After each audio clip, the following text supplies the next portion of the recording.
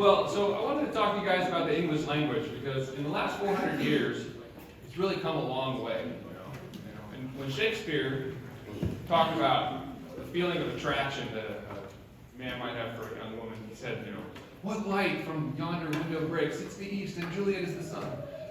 Today, an artist expressing some similar sentiment put it like, my money don't jiggle jiggle, it folds. So,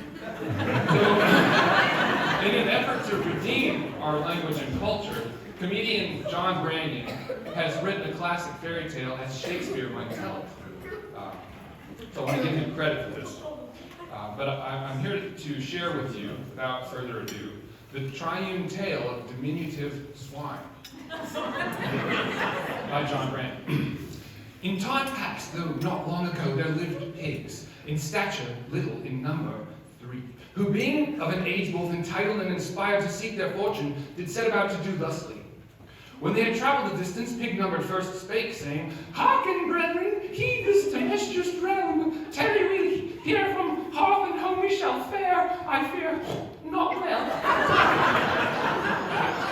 And so, being collectively agreed but individually impelled, the diminutive swine set about each to erect for himself an abode. Pig number 1 did construct his house from straw. Pig number 2 did likewise, though rather not from straw, from sticks. Meanwhile, unique in his imaginings, pig number 3 didst erect his domicile stalwart and garish, a structure made from brick entirely. Soon there happened along, as frequently is the scenario in classic tale of protagonist pig or red-hooded child, a wolf. Carnivorous nature, in full season, he called out to the straw-ensconced swine, saying, Pray, little pig, grant me entrance. But pig 1 recalled with sage foreboding that he is mad who trusts in the tameness of a belly-pinched wolf, and responded immediately, Nay, it shall not be, indeed, not by wit or whiskered jowl. Prepared for this most expected response, the wolf replied immediately, Then steel thyself, little pig. Forthwith shall I endeavor by employing means both huffing and puffing to dismantle yon flaxen fortress. Whereupon there issued forth from the wolf and exhaled gale proportions that quickly rendered straw hovel to dregs and dross and carried aloft piglet and shattered quarters both. Exposed now to claw and fang, piglet 1 made haste, wolf in pursuit, to the stick-festooned sanctum of peccary secondary. Causing pig 2 to cry out in dismay, Well, this knots my knickers! The marshalling of a feral wolf to my doorstep is nowhere amongst these endeavors amenable or congenial. 1,000 pardons, squealed 1. 'Twould seem the beast's maneful breath has purged me of home and sound judgment alike. The mighty maelstrom of the wolf's exhale splattered second swine's shack and shortened his sanctimonious scolding simultaneously. Lo and behold, squealed 2, stand we now amidst wooden wreckage, tremulous and vulnerable, with nary a strategy for eschewing the canine devourer looming in deadly proximity. Strategy, squealed 1. Well, 'tis noble to contemplate tactical particularities, pressed as we are with the time restraint forbidding detailed strategical conversations, I would urge we run.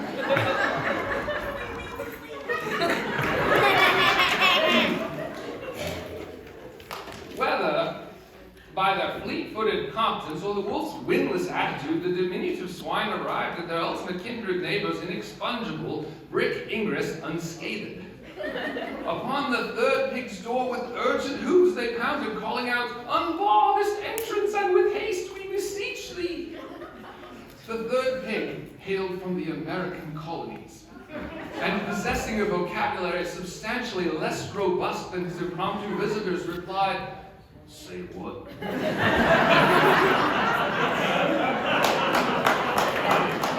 Seek we sanctuary, they implored on the verge of hysteria, lest we fall forthwith to the ravenous appetency of yonder approaching carnivore. Still confounded by their importunate words, pig 3 did render ajar his portal, whereupon 1 and 2 spilled through and collapsed beyond the threshold, enervated. So, y'all just want to come in? He could have said that. The sinister hiss of the wolf could once again be heard outside. Pray thee, pigs, grant me entrance. The wolf! cried 1 and 2. Wolf, said 3. What do you suppose he wants? He seeks to gain purchase within. Indeed, he would occupy this very alcove were he but afforded the most meager of opportunities. Right. I'm just gonna go ask him what he wants. Under no circumstances, squealed 2, flinging himself bodily in front of the portal and blocking pig 3. There is naught to be gained accosting external opponents save our own immediate demise. What'd you say about my mama?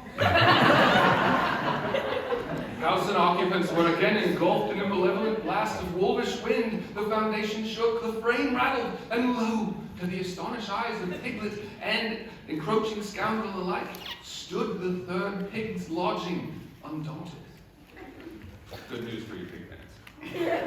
Aghast and dismayed, Pig 2 queried of 3, how does against such relentless and torrential onslaught this domicile endure? Pig 3 puffed out chest, tapped hoof to hearth, and responded, it's American made.